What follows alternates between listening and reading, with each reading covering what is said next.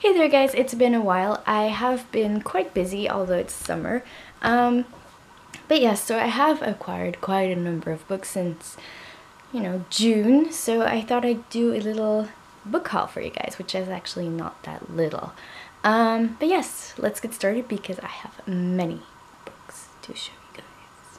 First off, I have Look Who's Back by Timur Vermes, which is actually originally published in German, but it's about, if you can't guess from the cover, about Hitler who comes back. He was preserved somehow and then wakes up in today's society, and I think it's a funny look at how he reacts to today's society, which is quite different from when he lived. Next, I have a middle grade book. I don't often get those, but I thought I really would like and enjoy this one, and I really like the author, or one of the authors. So it is Pip Bartlett's Guide to Magical Creatures by Jackson Pierce and Maggie Stiefvater. I haven't actually read any of Jackson Pierce's novels yet, but they're definitely on my list of books to read. But I figured that I would really enjoy her books, and I really love Maggie Stiefvater's books, so I got this, and I got a special copy. It is Doodled In by Maggie Stiefvater, and I have a signed book plate, which I will stick right here. Oh, signed by both authors, so it's a pretty nice book, and there's many illustrations by Maggie Stiefvater, and it looks really fun. Just, yes, because books don't always have to be serious and adapted to your specific age. You can just read them to enjoy them. That's what I believe anyway. Next, I have All the Bright Places by Jennifer Niven, and this one I heard many things about, and it was on my list of books to read for a while, and yes, it looks really good, really real, I think, because it's, everyday subjects, depression, teenager angst, and stuff like that. So I'll see how I like it. I think I will enjoy it though, and I love the cover. It's simple but pretty. I love simplicity. I love it. Next, I got Attachments by Rainbow Rowell. Now, I've read only one other book by Rainbow Rowell, and that was Fangirl, and I really loved it. Now, I know that Attachments is more for adults, but very readable by teenagers as well. I didn't enjoy it as much, maybe because it was written before Fangirl, or because I had such high expectations after Fangirl. But I did really enjoy it still, but it was quite predictable. But yes, it was still good. I might review it if you guys want to, so let me know. Next, I have 1984 by George Orwell. Now, this is a classic, and I actually have never read this. It was never assigned to me, whether it was in high school or uni, and I'm pretty sure it won't be assigned to me in this last year that I'm going to start. So I thought it would be very interesting to read this, especially that I want to dive into 1Q84 by Murakami. And I thought maybe, the title is so similar, maybe I should read this first to understand any links that could be made between this book and Murakami's. So, yes, I hope to maybe get to it this summer, but seeing it, I'll be very busy. I don't know if I actually will get to it. I hope so, but we'll see. Let's hope. Next, I have The Virgins of Us by Laura Barnett. Now, this I picked up completely at random. I didn't know anything about it before. I just stumbled across it in a bookstore. And this one is apparently about different versions of a same story, but how that story would have changed by one different decision or event or something that could have happened differently, and how their lives would have changed. And it really intrigued me because I have these moments in my life where I just wonder, wow, how different would my life be if that thing didn't happen, or if I made a completely different decision.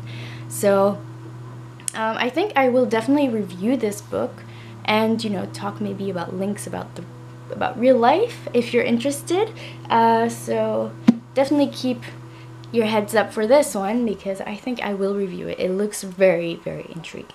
Next, I have All I Know Now by Carrie Hope Fletcher.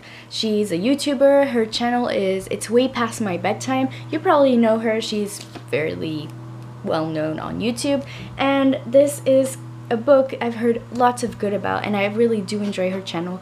And it's not a fiction book, and it's about how, you know, her life decisions, the way her life went on, could help young people today. Now, I heard many great things about it. Many people say, oh yeah, it's like she's talking to you as if she's your big sister, or, you know, things like that. So I figured I would just, at least for the writing style, at least to see, you know, what it's about, read it. And I hope I will still pull things from it, although I'm no longer really a teenager, but, you know, I can always learn. So yes, I am excited to read this as well, and I think I will get through it quite quickly. I think it's a type of book that's quite easy to read, I think. Next, I have a literary listography, my reading life in lists. Now, this is basically, as the title says, all lists about books.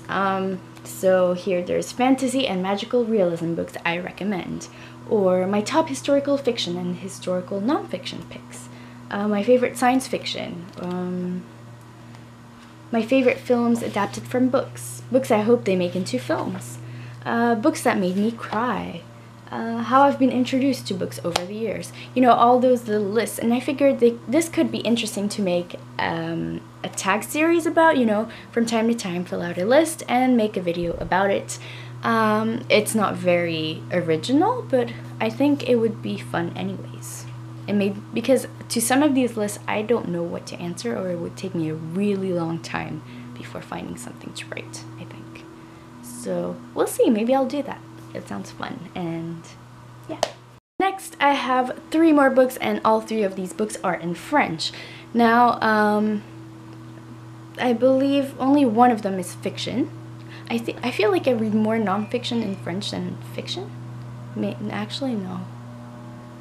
It's just because I read less in French that I have that impression, I think. So, the first French book I have is Sauver l'école by John Rizzo, and this is this author takes a look at the Belgian school system and how it works, what doesn't work, how we could potentially change it. And because I'm studying to become a teacher, I found this could be really interesting to have because I think everyone in this country is quite aware of the lacks in the system. There's some good things, I'm not criticizing it in that way, but you know, the public school system is a bit lacking in some areas, so I thought it would be interesting to see what he suggests, what he proposes as solutions. So yeah. Next comes the fiction book. It's L'extraordinaire voyage du fakir qui était resté coincé dans une armoire IKEA. So the extraordinary voyage of the fakir who remained stuck in a IKEA cupboard. It was a really long title for a pretty short book, but apparently it's very funny. It won a prize this year, so I figured I'd try. If it helps me read more in French, why not? And the last but not least, I have a non-fiction book in French, but it still looks very interesting. It's Changer d'alimentation by Professeur Henri Joyeux, and this is Change Your Way of Eating, and it's all about research and information about how eating healthier can help you remain healthy and be less sick, be less prone to cancer, be less prone to so many sicknesses. And although I kind of know that already, I figure that, you know, with scientific research and things like that and numbers, maybe I'll have a better idea, maybe I'll probably learn something new here. So, and it's fairly popular because once I went into a bookstore and a few days later I came back and they were sold out, when a few days before there was a huge pile. It was crazy. So it seems to be actually quite popular.